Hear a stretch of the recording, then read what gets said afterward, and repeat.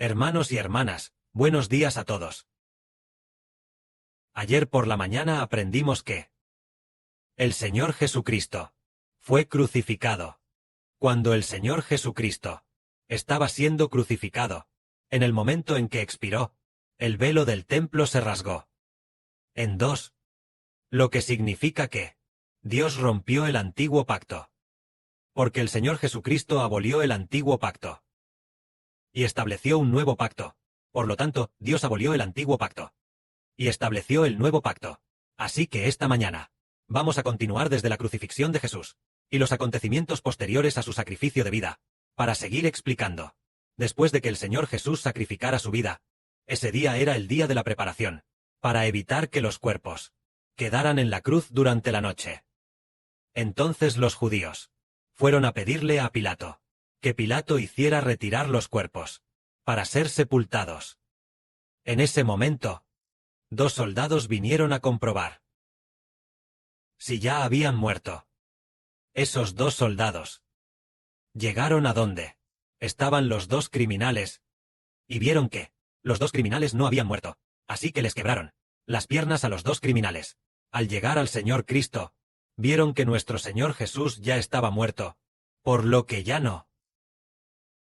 Ellos no le quebraron las piernas al Señor, que las piernas del Señor no fueran quebradas. También cumplió exactamente lo que dice la Escritura: no se le quebrará ningún hueso del Cordero. Y también dice: mirarán a mí, a quien traspasaron. Así que nosotros, al ver que a nuestro Señor Jesucristo no se le quebró ningún hueso, sabemos que Él es verdaderamente el Cordero de la Pascua. Y en aquella época, o antes de esa época, las personas crucificadas a menudo solían tener sus huesos quebrados, tal como los que fueron crucificados con Cristo, esos 2 criminales, a quienes les quebraron los huesos. Pero los huesos de nuestro Señor Jesús no fueron quebrados. ¿A qué se debe esto? Resulta que Dios predeterminó que a su Hijo no se le quebraría ningún hueso. Aunque fue asesinado como un criminal, Él era inocente. Era el Hijo de Dios. Por lo tanto, al morir, no se le quebró ningún hueso. En la Biblia hay un pasaje que dice: mirarán a mí, a quien traspasaron. Es decir, mirarán a mí. Lo que significa que aquellos que traspasaron a Cristo, al final también mirarán al Señor. Incluso los que le traspasaron le verán. Así lo profetiza la Biblia. Ahora continuemos viendo. Cuando el Señor murió, después de fallecer, la gente de entonces no le quebró las piernas al Señor, pero uno de los soldados le traspasó el costado con una lanza. En ese momento, al instante salió sangre y agua. El que vio esto ha dado testimonio, y él sabe que su testimonio dice que, después de que Cristo fuera traspasado, fluyó agua y sangre, fluyendo sangre y agua juntas. ¿Qué significa? ¿Por qué cuando fue traspasado, Él ya había muerto, y luego, al ser traspasado, volvió a salir agua y sangre? No solo había sangre, sino que había sangre y agua. Nosotros nunca hemos visto a una persona muerta derramar agua y sangre. Incluso nuestro hermano Heber, cuando era pequeño, y veía en casa cómo mataban pollos y cerdos, nunca vio que ningún tipo de animal, al ser matado, derramara agua y sangre. Entonces, que el Señor Jesucristo, el Hijo de Dios, fuera muerto, y después de morir, al ser traspasado de nuevo, derramara sangre y agua. ¿Qué significa? Este significado es el siguiente.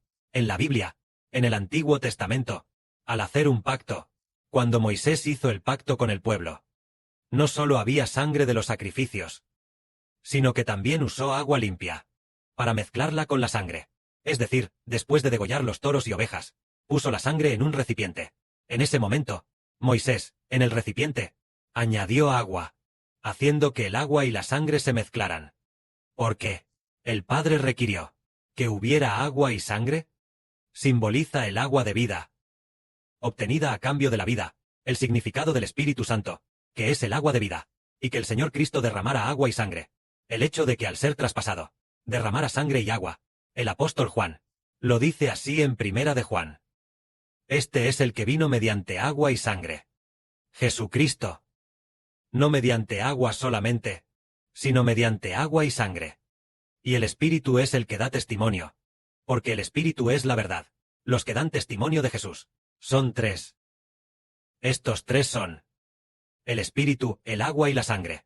Y estos tres testimonios concuerdan.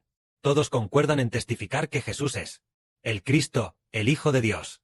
Esto nos enseña que nuestro Señor Jesucristo, al venir, no solo derramó sangre, sino que también derramó agua, diciéndonos que Él es el Creador, el Hijo de Dios. Entonces, ya que la sangre y el agua se usan para hacer el pacto, es decir, usando agua y sangre, para rociar sobre el pueblo, siendo la sangre del pacto, eso nos dice que Jesucristo es el mediador del pacto. Él es quien derramó sangre y agua. Y en el futuro, Él también usará el Espíritu Santo del agua de vida, para derramarlo sobre nosotros, demostrando que Él es el Hijo de Dios, aquel que nos dará el agua de vida, aquel que nos dará, el que puede darnos el Espíritu Santo, es decir, el Señor Cristo. Así, cuando el Señor Cristo murió, sus huesos no fueron quebrados, y al ser traspasado, derramó sangre y agua. A continuación, continuemos viendo que después de que el Señor Cristo muriera y fuera traspasado por la lanza del soldado, entonces algunos de ellos querían tomar el cuerpo del Señor Cristo para ir a sepultarlo. Ya había atardecido. Había un hombre rico llamado José. Este José venía de Arimatea.